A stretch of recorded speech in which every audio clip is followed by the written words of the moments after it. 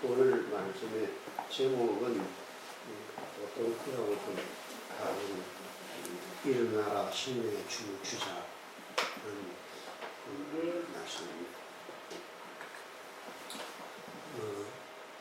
제가 눈이 나빠져서 이제 마스크를 쓰는 안각기로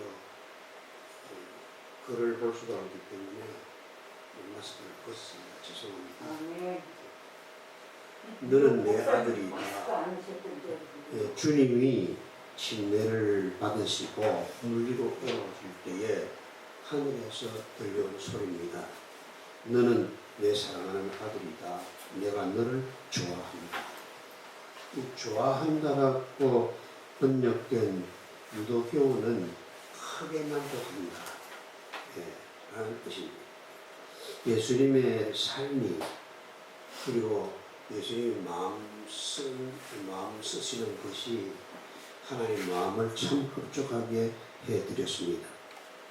히브리서 지혜자는 믿음직한 심부름꾼은 그를 보낸 주인에게 무더운 추수 때에 시원한 얼음 냉수와 같아서 그 주인의 마음을 시원하게 해드린다라고 했습니다. 성도의 삶은 이 말씀과 같은 삶이어야 합니다. 우리는 따뜻한 하나님의 마음을 모든 추수 때에 시원한 얼음 냉수와 같이 시원하게 해드리는 성도가 되어야 하겠습니다. 사도들은 하나님의 마음을 시원하게 해드렸습니다. 그러면 사도들은 어떻게 답답한 하나님의 마음을 얼음 냉수와 같이 시원하게 해드릴 수 있을까요? 본문을 봅시다. 보니까 12절에 사도들이 손을 붙여서 많은 표징과 놀라운 일이 뱉어진 가운데서 일어났다라는 말로 시작됩니다. 사도들이 누굽니까? 주님이 골고다에 오르실 때에 마치 양떼가 흩어지듯이 달아나 버렸던 그분들이 아닙니까?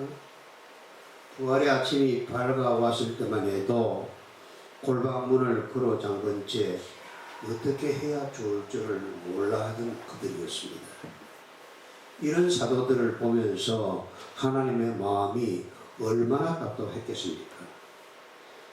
그런데 그런 앞뒤가 다 꽉 막힌 분들이 갑자기 골방의 문을 박차고 광장으로 뛰어나와서 너희들이 십자가에 내몰았던 예수님을 하나님께서 죽음의 고난에서 풀어서 살리셨다.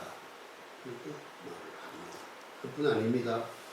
그들이 우리가 분명히 그를 십자가에 못 박아 죽였다라고 철석같이 예수가 죽은 것으로 믿고 알고 있었는데 바로 그 예수의 이름으로 큰 기적이 지금 자기들 눈앞에서 일어나고 있습니다.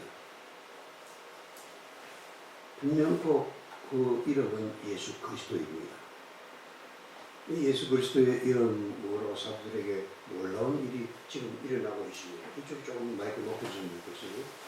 베드로와 요한은 성전의 아름다운 문 곁에서 굽을 하던 나면서부터 걷지 못한 사람에게 은과 금은 내게 없으나 내게 있는 것을 그대에게 주니 나사렛 예수 그리스도의 이름으로 일어나 걸으시오 하면서 그 걷지 못하는 사람을 걷게도 하고 뛰게도 하고 춤출 수 있게도 해주었습니다. 이런 것을 보시면서 답답해 하시던 하나님의 마음이 얼마나 시원하셨겠습니까?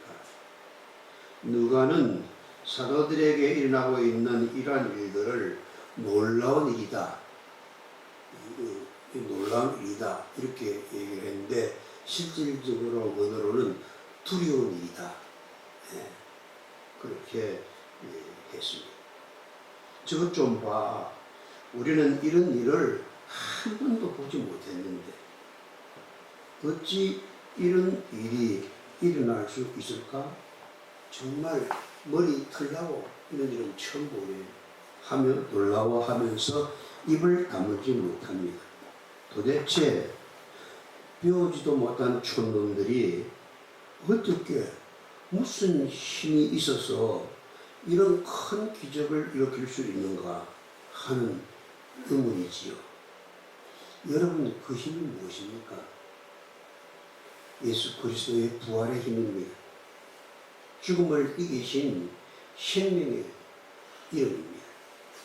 부활의 예수, 생명의 예수께서 지금 사도들에게 작동하고 있습니다. 십자가에 못 박히기 전에 제자들에게 너희에게 성령이 내리시면 내가 하던 일을 이어받아서 너희도 계속해서 하게 될 것이라고 말씀하시지 않았습니까? 예수님이 하시던 그 일이 무엇입니까? 죽은 자를 살리는 생명의 일입니다. 죽은 자들을 일으켜 춤추게 하는 것이지요. 버림받은 자들을 일으켜 신명나게 돌아가면서 춤추게 하는 것입니다. 어깨가 처진 자들을 일으켜 어깨를 어스리며 신명나게 춤을 추게 하는 것이 그리스도입니다. 코가 석자나 빠진 자들을 얼굴 당당하게 들고 인생의 창가를 부르면서 감사의 춤을 추며 인생을 살아가게 하는 것입니다. 바로 그 일이, 그 생명의 일이 지금 제자들을 통해서 재현되고 있습니다. 예수의 이름 권세로 말입니다. 마치 죽은 자와 같은 제자들이 갑자기 일어나서 생명의 춤을 추기 시작했습니다. 사도들의 증언을 듣는 사람들도 마찬가지였습니다. 그들은 솔로몬 행각에 모여들었는데 그 솔로몬 행각으로 모여드는 그 모습이 마치 자석에 못이 들어붙는 것과 같이 그렇게 빨려 들어와서 사도들 곁으로 모여들었습니다. 모여서 그들은 생명의 운동을, 생명의 춤을 추기 시작했던 것입니다. 그러나 그 생명의 모임에 감히 끼어들 생각을 하지 못하는 이들도 많았습니다. 이들이 누굴까요? 눈치 보기 선수들입니다. 진리보다도 자기의 보신만을 생각하는 사람들이지요. 생명보다도 돈을 더 사랑하고 권력에 아부하는 자들입니다. 그렇지 않습니까? 지금 사도들은 공의회에 의해서 불안한 사람들로 이미 낙인이 찍혀 있습니다. 공의회는 사도들이 백성들을 가르치는 것과 예수의 부활을 선전하는 것에 격분해서 그들을 잡아서 옥에 가두고 신문까지 했습니다. 그리고 마침내 절대로 예수라는 이 이름으로 말도 하지 말고 가르치지도 말라고 아주 엄명을 내렸습니다. 사람들은 이러한 사실을 알고 있습니다.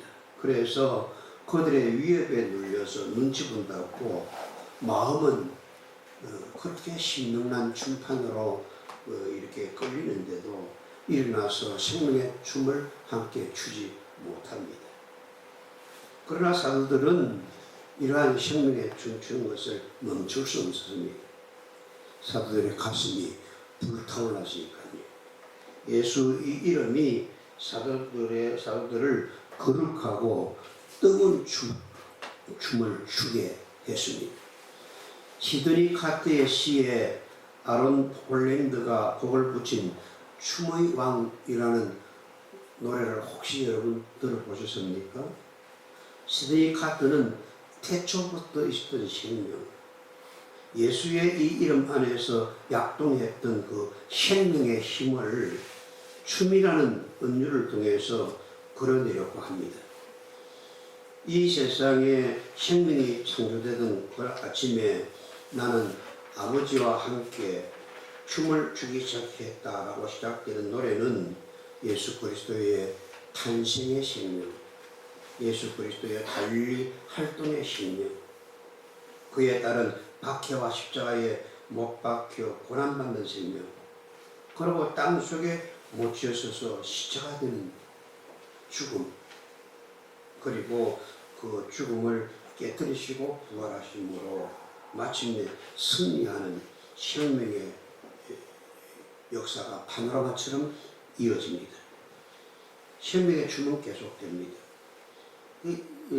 시드니 카터의 시의 마지막 절이 참 절실합니다. 어리석게도 그들 좋아 날뛰지만 나는 생명이다. 절대 죽지 않는다. 내가 내 안에 살면 나도 내 안에서 영원히 함께 살린다. 춤춰라. 생명의 춤을 춰라. 어디선지 힘차게 멋있게 생명의 춤을 추라. 나는 생명의 왕, 생명은 죽음을 딛고 일어나 춤을 춘다. 나는 춤의 왕, 너 어디에 있든지 나는 생명 춤 속에 너를 인도하련다. 우리 함께 일어나서 생명의 춤을 추자꾸나. 그렇습니다. 우리는 생명의 춤을 함께 추잡고 부름을 받은 사람들입니다. 주님의 영, 생명의 영이 우리 속에 있으면 우리는 생명의 춤을 추지 않을 수가 없습니다. 사도들에게는 예수님의 생명이 충만하게 차고 넘쳐서 죽은 자처럼 조용히 누워있을 수가 없습니다. 씨 속에 생명이 들어가면 꽃이 피듯이 사도들의 영 속에 예수의 생명, 부활의 생명이 들어가자 사도들은 가만히 앉아 있을 수가 없습니다. 살아있다는 것이 너무 신비하고 내가 살아있다는 것이 너무 고맙고 내가 살아있다는 것이 너무너무 벅차서 너무너무 감격해서 너무너무 강렬해서 쇠사슬도 끊고 바위도 터뜨리며 생명은 약동하고 벌나비 생명을 찾아 춤추듯이 생명의 춤을 추고 있는 사도들을 보면서 사람들은 새로운 세계, 새로운 하늘과 새로운 땅이 자기들에게도 다가오고 있다는 것을 깨달을 수 있었던 것입니다. 이기심과 탐욕이 지배하던 세상, 이기심과 탐욕에 빠져 살면서도 이렇게 사는 것이 하나도 이상하지 않고 부끄럽지도 않은 정의가 죽어버린 세상, 사랑이 죽어버렸고 서로를 아끼고 서로를 존중하는 마음이 죽어버린 이 세상에 나누고 섬기고 아껴주고 함께 서로가 서로의 생명을 존중해주는 뜨거운 생명의 춤을 추는 이들이 예수 그리스도의 이름으로 이 세상에 비로소 등장하게 되는 것입니다. 그 생명의 힘이 나면서부터 제 힘으로는 일어날 수도 없고 그럴 수도 없는, 살았다고는 하나 살았다고 할 수도 없는, 마치 죽은 자와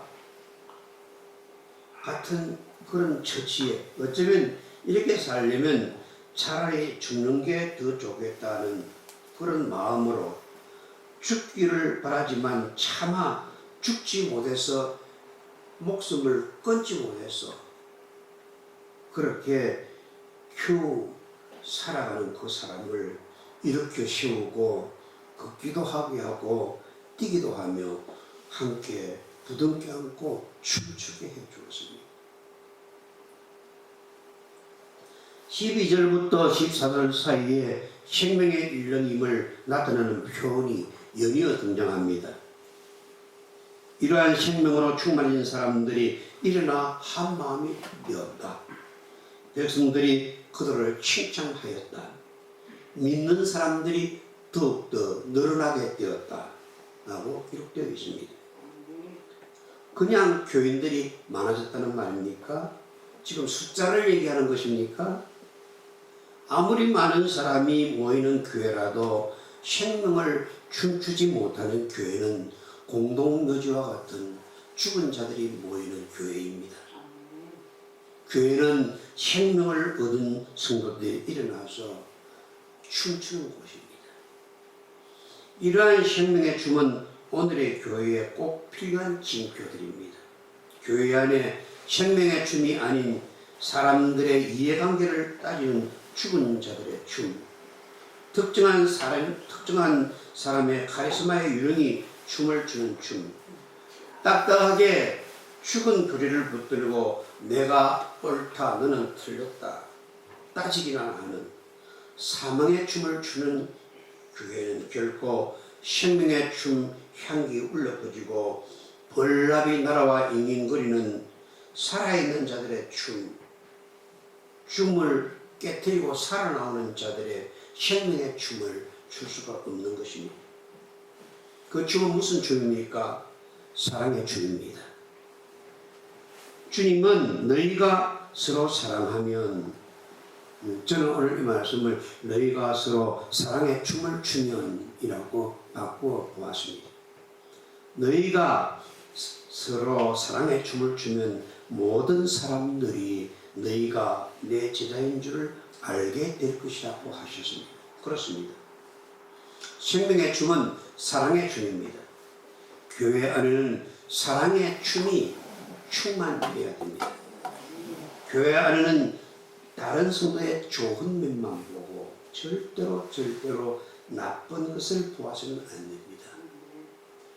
오늘의 교회가 주문거리로 전락하는 것은 성도들이 교회 안에서 일어난 잘못된 일들을 다 자기들 입으로 세상에 까불렸기 때문에 그렇습니다. 이런 것은 생명의 춤이 아닙니다. 죽음의 춤이지요. 지난 한 해 동안 계신 교인들이 40만 명이 교회를 떠났다 그렇게 해도 얘기를 하고, 또 어떤 이들은 100만 명이 교회를 떠났다 그렇게도 얘기를 합니다. 이런 이탈 현상은 앞으로도 계속될 가능성이 큽니다. 특별히 하나님의 은총이 없으면. 왜요? 내가 죽을 수도 있고 살 수 있는 것이 내 생명이 주님께 있지 않고 병원에 있다고 믿는 교인들이 교회 안에 너무나 많이 있습니다. 이 사람들은 죽음의 춤을 추는 사람들입니다. 세상의 춤을 가지고 와서 교회 안에서 세상의 춤을 추는 사람들입니다. 죽고 사는 권세가 생명의 주님, 사랑의 주님께 있지 않고 코로나에 있다고 믿는 교인들이 교회 안에 너무나 많기 때문에 그렇습니다. 그래서 신성하고 거룩한 교회 안에서도 우리는 예수의 춤, 생명의 춤을 못 추고 의심의 춤, 사망의 춤, 심지어는 세상의 저 때묻은 춤을 가지고 와서 꼭 세상 사람들처럼 춤을 춥니다. 근본을 다시 세워야 할 때입니다. 우리는 생명의 춤꾼들이 되어야 합니다. 생명은 그리스도의 교회 안에 있습니다. 우리가 먼저 생명의 춤을 추어야 우리가 정말 사는 것이 너무 감사하고 너무 흥분하고 너무 놀라서 살아있는 것을 감사하는 춤을 출 때에 세상에 살아가는 소망을 잃어버린 자들이 마치 자석에 못이 끌려와 붙듯이 교회로 들어오게 될 것입니다. 사도들이 그리스도의 부활의 춤, 그리스도의 생명의 춤을 추기 시작하자 병들어 죽어가던 사람들도 일어나서 사도들과 함께 생명의 춤을 추기 시작했습니다. 사람들은 병든 사람들을 거리로 메고 나가서 침상이나 깔자리에 눕혀놓고 베드로가 지나갈 때에 그 그림자라도 그들의 가운데 누구인가 덮이기를 원했습니다. 이게 생명의 춤이 아니고 무엇입니까? 예루살렘 근방의 여러 동네에 사는 많은 사람이 병든 사람들과 악한 귀신에 시달리는 사람들을 데리고 모여들었고, 그들은 병이 낫고 귀신에게서 풀려나 모두 함께 행복에 기워서 생명의 춤을 초대교회는 추기 시작했습니다. 죽음의 귀신은 도망가고 병든 자들은 고침을 받았습니다. 내가 진정으로 너희에게 말한다. 나를 믿는 사람은 내가 하는 그런 일을 그도 할 것이요 그보다 더 큰 일을 할 것이라는 주님의 말씀이 현실이 되어서 사도들을 통해 나타나고 있습니다. 여기서 우리는 반드시 짚고 넘어가야 할 것이 있습니다. 그러면 이 사도들이 과연 처음부터 생명의 춤을 추는 생명 추종자들이었습니까? 그렇지 않습니다. 예수님이 십자가에 못 박혀 생명을 빼앗기게 되자 베드로를 비롯한 사도들은 각 사도들의 가슴에는 짙은 어둠의 그늘이 드리워졌습니다.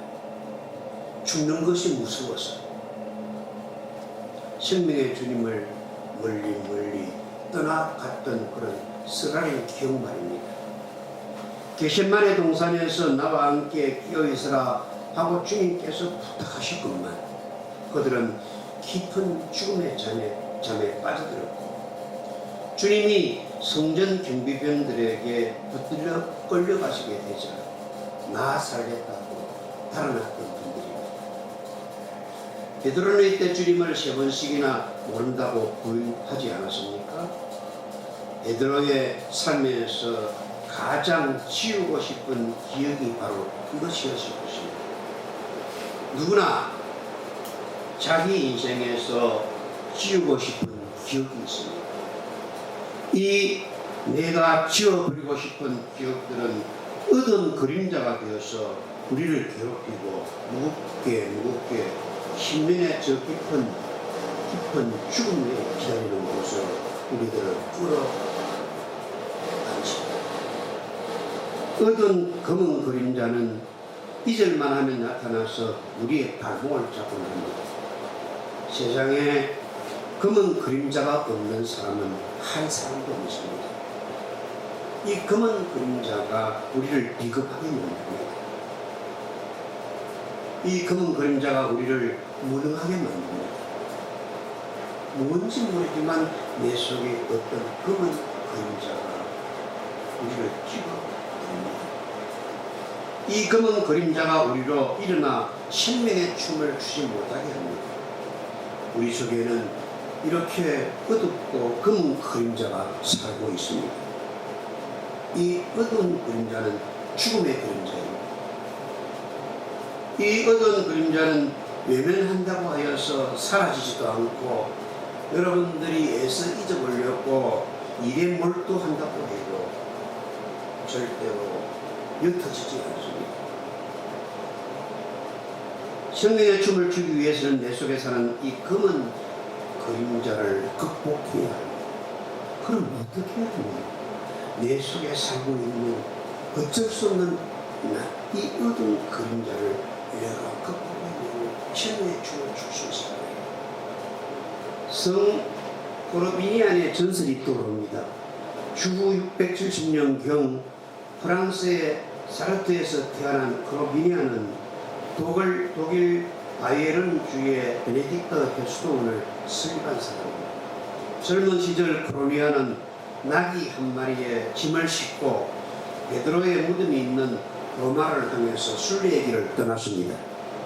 어느 날 알프스 산자락에서 천막을 치고 야영을 하고 있는데 곰 한 마리가 다가와서 코르비니안의 나귀를 죽여버렸습니다.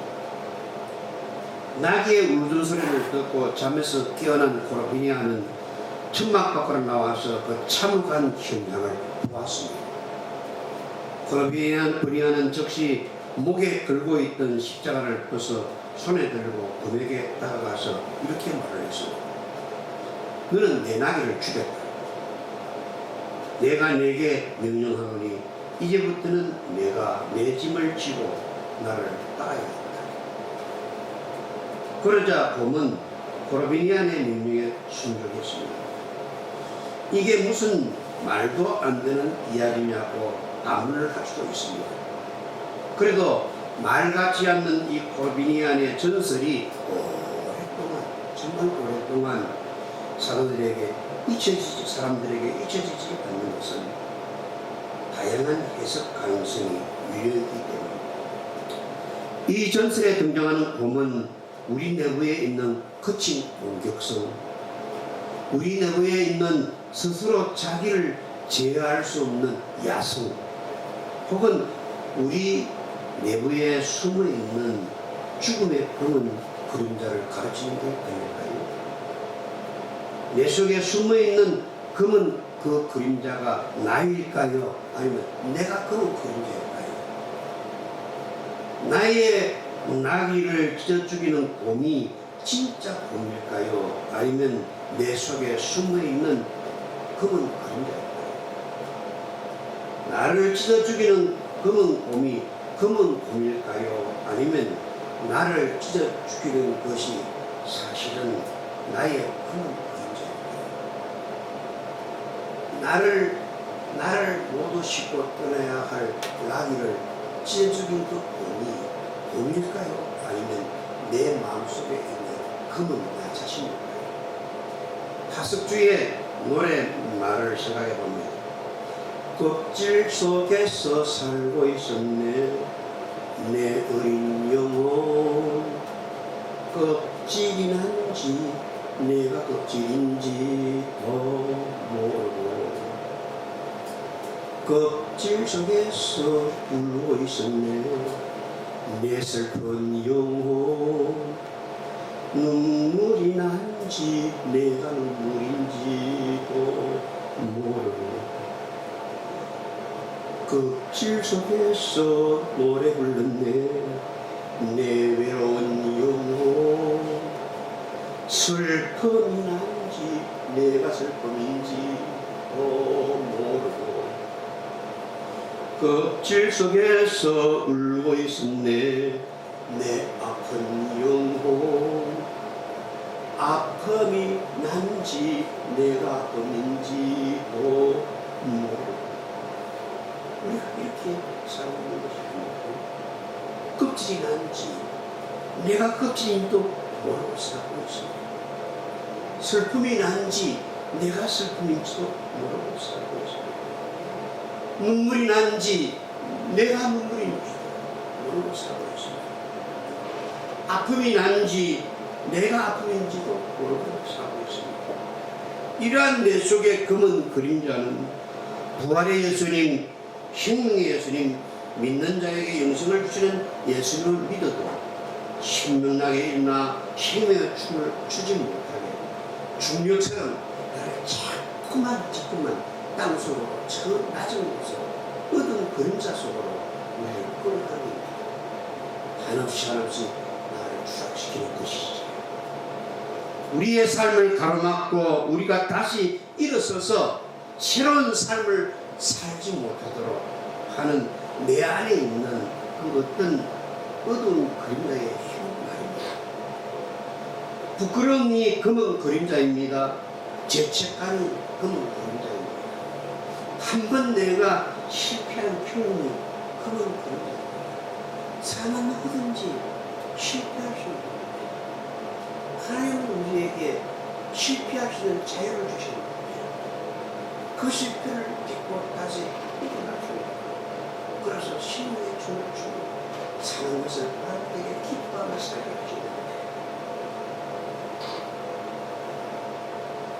그렇게 한번 실패했다고 자기를 비하하는 검은 그림자, 열등감의 검은 그림자, 원망, 나보다 조금만 더 잘하는 사람을 미워하면서 시기하게 하는 검은 그림자 등이 내 안에 검은 그림자로 남아 있어서 새로운 삶을 시작하지 못하게 하는 코로비니아의 전설에 나오는 검은 그림자 아닌가요? 내 속에 숨어있는 검은 그림자, 코로비니아의 전설에 나오는 검은 곰이 내가 타고 목적지로 가야 할 나의 나귀를 찢어 죽어버렸어. 이때까지 내가 계속 정말 잘 살 수 있게 되었다고 했어. 이제는 돈이 돈을 번다. 그렇게 내가 나귀를 타고 가지고 그 나귀 돈이 찢어버렸어.